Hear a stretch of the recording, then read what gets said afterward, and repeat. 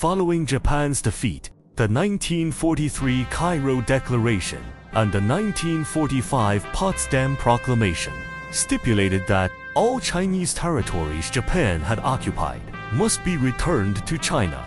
As a key ally during World War II, the United States offered the Chinese government its most crucial support, warships, used to recover Nanhai Jiutiao. The recovery of the islands and reefs in the South China Sea was already a clear part of China's territorial restoration plans. However, it had not yet been fully placed on the agenda to obtain vessels from the United States. 根据1941年3月 In accordance with the Lend-Lease Act passed by the U.S. Congress in March 1941, all allied nations of the United States could obtain American munitions and equipment in the form of a Lend-Lease. China's then nationalist government acquired 271 American naval vessels in 1945 through this act. The then nationalist government organized approximately 1,000 soldiers from Maui and Qingdao naval academies to undergo training in the United States. At that time, Lin Zun, who was then an assistant naval attaché at the Chinese embassy in the U.S., was temporarily transferred to command this undertaking. Around 1946, the vessels set sail from Havana, Cuba. Upon their arrival at the estuary of the Wusong port, they were formally incorporated into the Chinese Navy's order of battle. However, at the time of the lease, they had not been entirely removed from the U.S. Naval Vessel Register. They were not officially delisted until after the 1950s. Prior to that, they remained on the rolls of the U.S. Navy.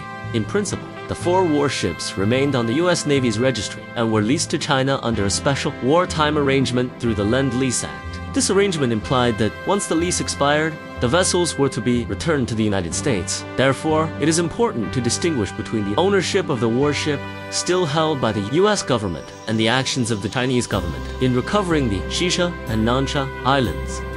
1946年当时 In 1946, the then nationalist government formed the Advance Fleet.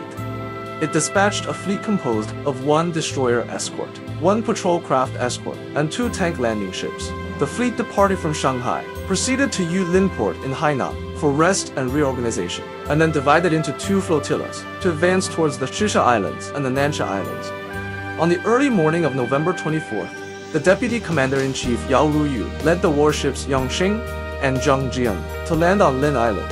On the same day, a flag-raising ceremony was held, and a stele marking the recovery of the Shisha Islands was erected. This stele still stands on Yangxing Island today and has been well preserved.